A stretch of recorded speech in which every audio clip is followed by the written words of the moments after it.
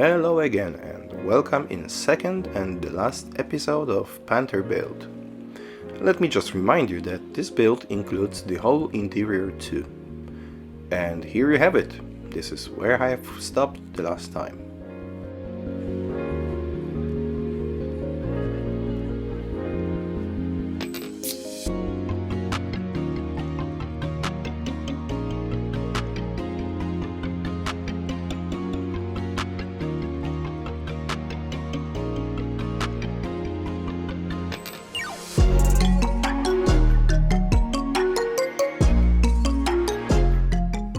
Since the last episode was quite, let's say, engaging, we will start this one in steady mode.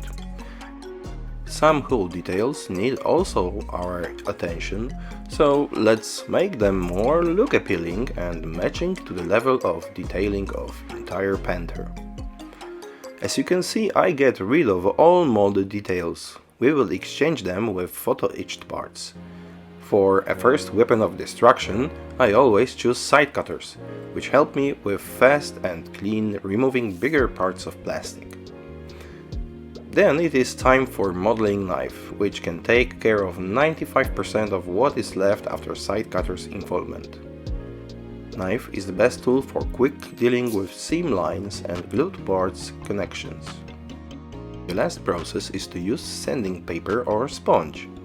Sand sponge is very helpful if you need to sand rounded objects, just like in here.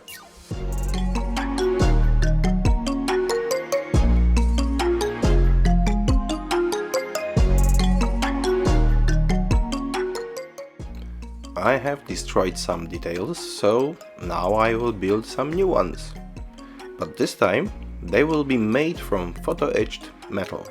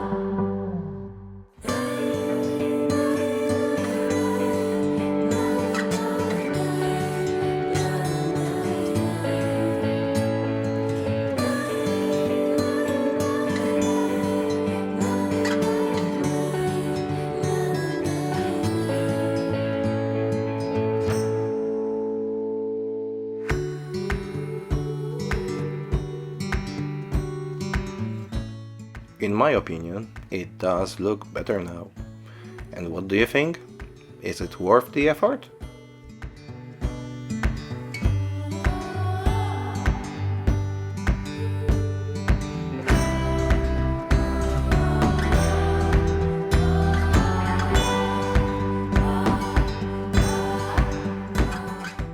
Here you can see upper hull clear part, all masked off, outside and inside, which means we are ready for painting.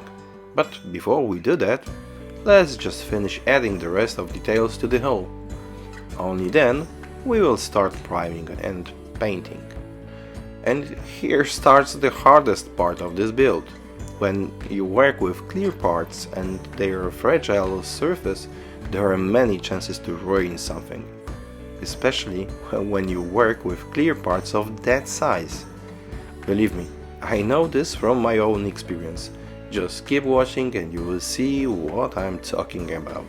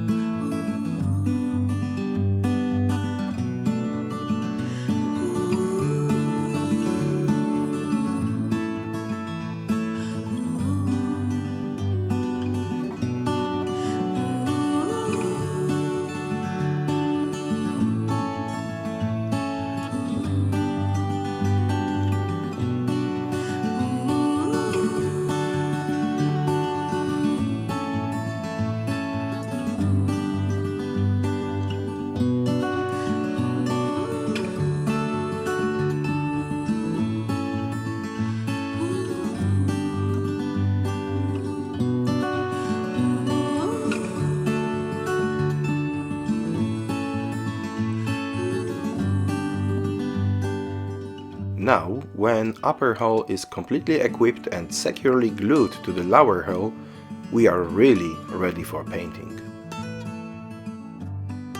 I decided to leave my Panther in Dunkelgelb color without additional camouflage, just as they were delivered to the front straight from the factory. I didn't want to play with additional masking for camo, but instead of this I plan to use some fancy camouflage scheme on side skirts. I have also limited the level of weathering to one color, dark brown Tamiya panel liner. And now is the moment of truth.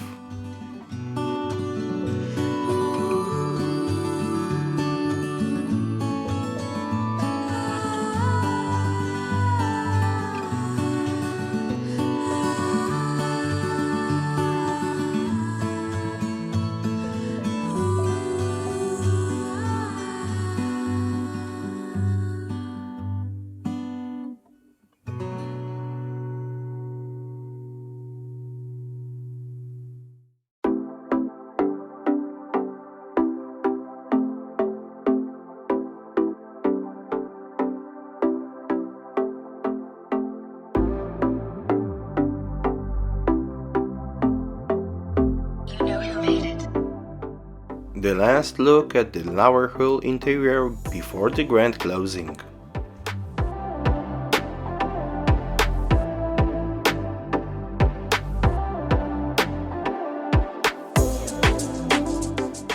Everything seems to look okay with the clear part, but the front plate is mostly ruined thanks to the panel liner's leak.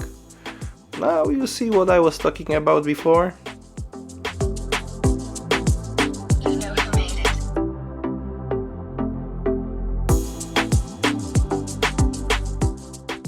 Just look at the level of details of this clear turret part and how many options it can give.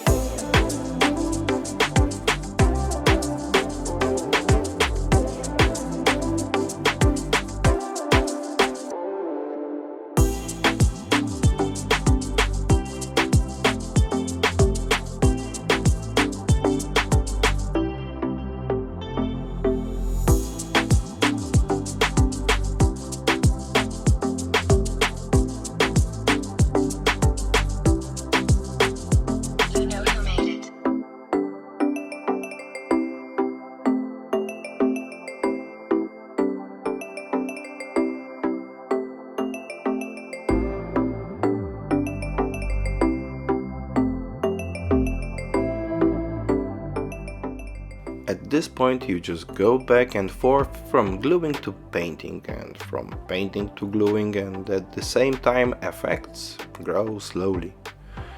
Oh, how I hate this stage.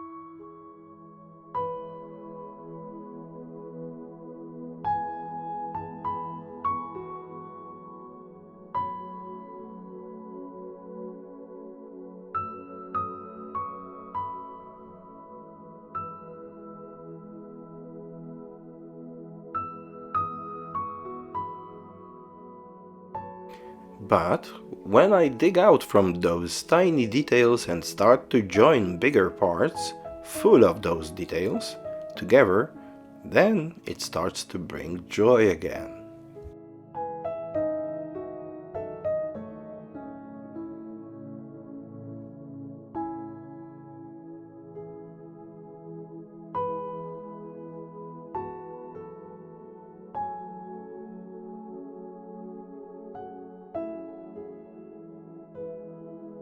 As we have two figures inside of the hull, the rest will be in combat position readiness inside of the turret. These figures are not dedicated to the RFM set, so placing them involved a lot of fitting and squeezing.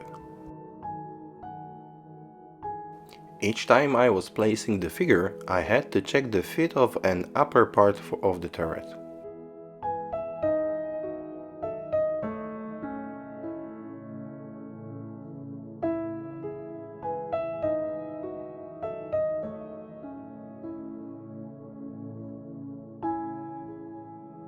Let's put some wheels on that ride. All 3 rows of wheels.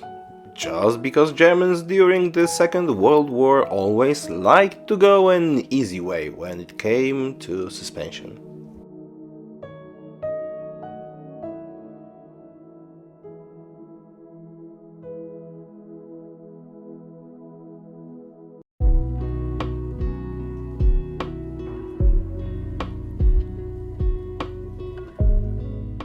I had a dilemma at that point because those equipment racks would cover some of internal details.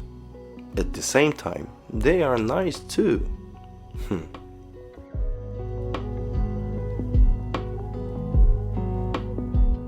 This is why I decided not to put all of them. Just like in here, this box takes more than it gives, so goodbye.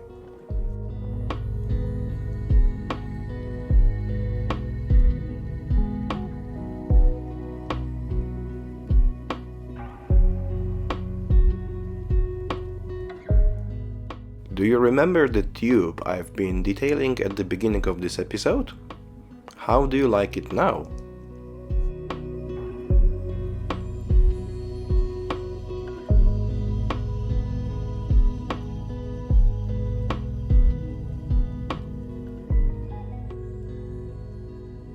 I finished the suspension works and now we have all wheels and tracks assembled, painted and primarily weathered.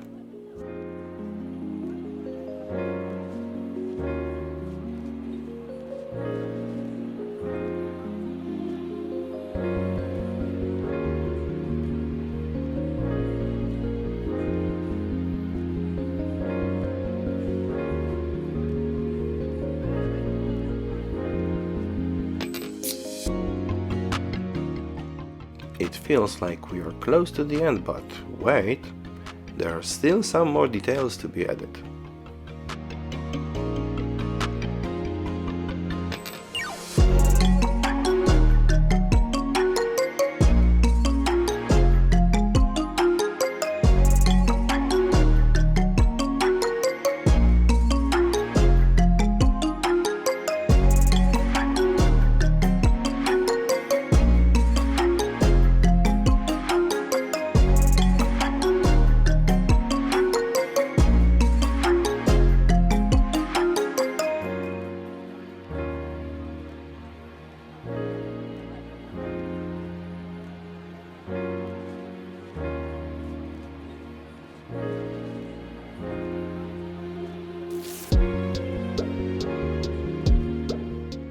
I plan to weather suspension just a little bit, nothing fancy, mostly because those set tracks drive me nuts from the start.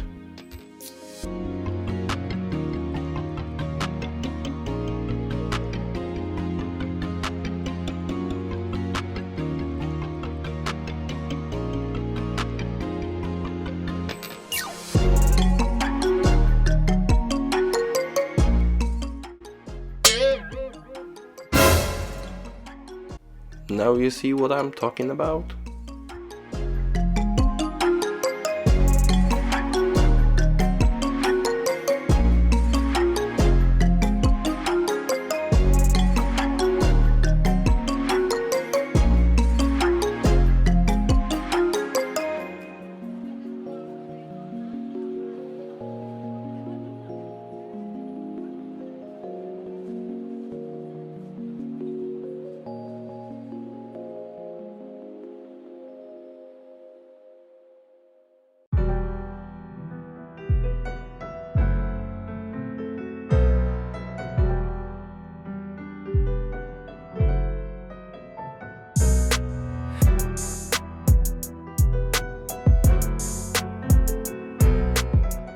I didn't want to overcrowd the surface of the tank, but some small details just had to be there.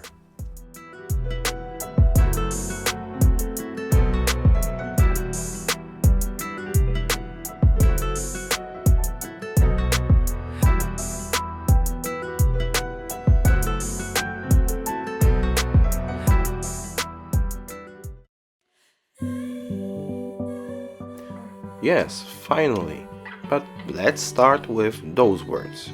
This is just an outstanding kit, and RFM, honestly, thank you for that. At the same time, I'm really glad that this experience is finished. This set is so complex and it's not forgiving your mistakes. In my opinion, it definitely isn't a set for a beginner.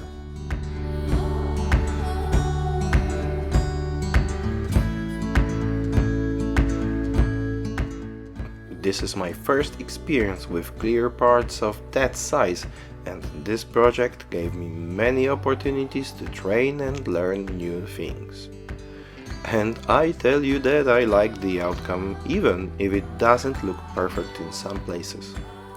I'm happy I have finished it, even when there were some moments when I've got tired and I just wanted to put it into the box. So, that's it for today. Thank you for joining the channel. I hope you had fun staying, and hopefully we will see you again in the next episode. Keep modeling, don't give up on your projects, and always have fun. Ciao!